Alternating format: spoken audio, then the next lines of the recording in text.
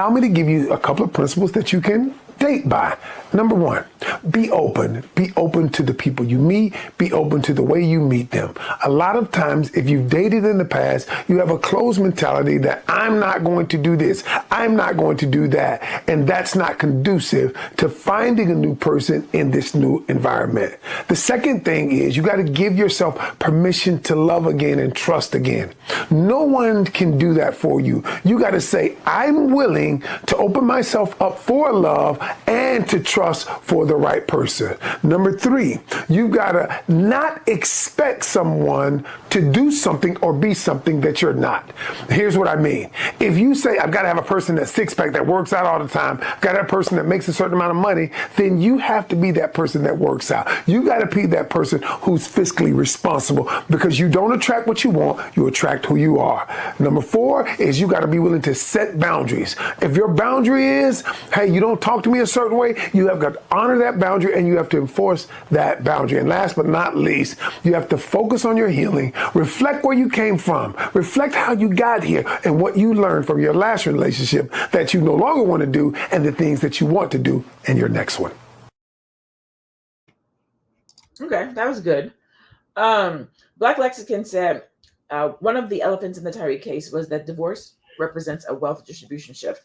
That's kind of what I was going at when I was talking to him earlier about these Black men that are dating others and divorcing, and they're getting all of their money, right?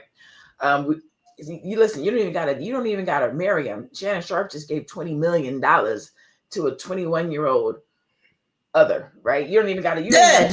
They gonna come take it, right? But when you get into certain spaces and elevations, especially sports, entertainment, the rooms that you go into and the people that they introduce you to are the others.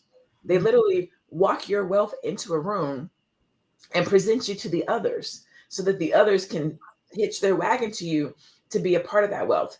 The people that they put around you, your management team, the others, right?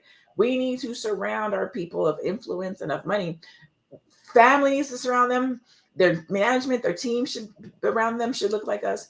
You have, and I hate to throw this young lady under the bus. I'm not even going to say her name. I won't say her name. But what I will say is she has a baby by Bow Wow. She has a baby by, I think it's Future. I could be wrong. And she has a baby by this football player now. So one woman, she's a dancer. She got a baby by Bow Wow, Future, and this major football player. Like, what rooms are you in? How are you meeting these types of people to have three different baby daddies of that wealth status, right? So some of it is, you have to know that some of this is a setup. It's a setup. Can I give outside of our community? Go ahead. Can I give a different perspective? Go for it. Here's the thing. We place a very low value on access to us and our bodies as women.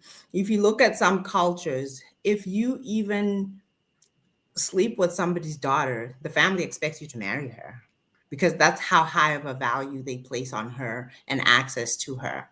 Now here's I'm thinking about the Shannon Sharpe thing, and I was like, he paid 20 million, and I was like, yeah, good. Why did he think he could take somebody's daughter and use up her body and have no consequences? But that's the culture that we live in, that people think, men think that they can do that.